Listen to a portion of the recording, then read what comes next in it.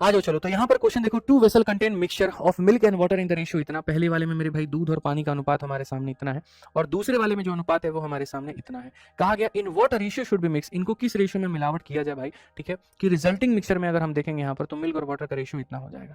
तो पहले वाले में यहाँ पर दूध पानी का इतना, दूसरे वाले में मिल्क वाटर का इतना, फाइनल में इतना, पहले में इतना, दूसरे में इतना, तीसरे में इतना। तो भैया देखो अब इसमें फाइनल की वैल्यू दे दी है और मिलावट किस अनुपात में होगा ये पूछा गया है। तो मैंने क्या कहा, कौन से मेथड से लगाएंगे, एलिगेशन। एलिगेशन कैसे लगता है, क्या लगता है, मैं आपको बताता हूँ। यदि आप यहाँ पर देखोगे तो बोलोगे गुरुजी ये मिल्क है और यहाँ पर ये क्या है, वाटर है। मिल्क हमारे सामने देखो, एलिगेशन अगर लगाना है तो आप एक काम करो, आप मेरे भाई यहाँ पर जो है वो इसका मिल्क पकड़ो, इसका मिल्क पकड़ो और इसका मिल्क पकड़ो। तो इसका मिल्क कितना होगा, तो बोलोगे गुरुजी 3 बट्टे में कितना, तो 5।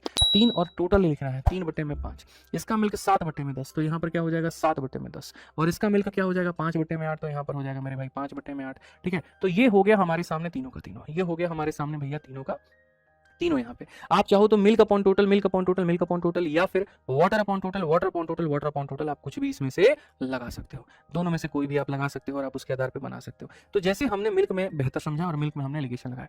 अब एलिगेशन का नियम क्या होता है मेरे भाई, पहला जार यहाँ, दूसरा जार यहाँ, और फाइनल जो जार हो गया वो यहाँ पे। एलिगेशन का नियम ये होता है कि उसके नीचे कुछ भी नहीं रहना चाहिए। जैसे यहाँ नीचे 8 है, 5 है, 10 है, नहीं रहना चाहिए। तो इन सब का एलसीएम ले लो, इसका हो गया, इसका हो गया और इसका हो गया, सबका एलसीएम ले लो।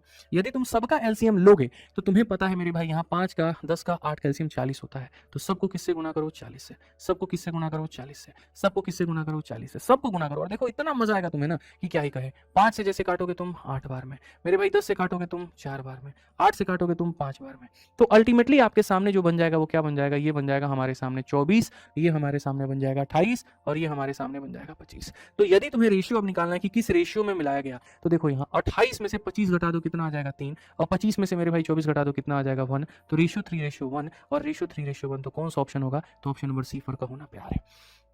ऑप्शन नंबर सी फॉर का होना प्यार है, बहुत बढ़िया। आइए चलिए अगला क्वेश्चन हम लोग देखते हैं। अगला क्वेश्चन यहाँ पर हम लोग पढ़ते हैं मेरे भाई, यहाँ 15 नंबर क्वेश्चन के बाद में 16 नंबर क्वेश्चन क्या कहा गया, बहुत तरीके से समझिए। इस क्वेश्चन में कहा गया the ratio of acid and water in two container is 3:5। पहले वाले में 3 और 4 है, दूसरे वाले में 3 और 5 है। किस रेशियो में इनको मिलाया जाए, in what ratio should they mix, कि ये फाइनल में मेरे भाई 11:17 है। तो जो मैंने आपको कहा वो यही कहा कि जब भी आपको ये पता करना होगा कि आपने उनको किस रेशियो में मिलाया है, तो जो सबसे बढ़िया तरीका है वो है एलिगेशन।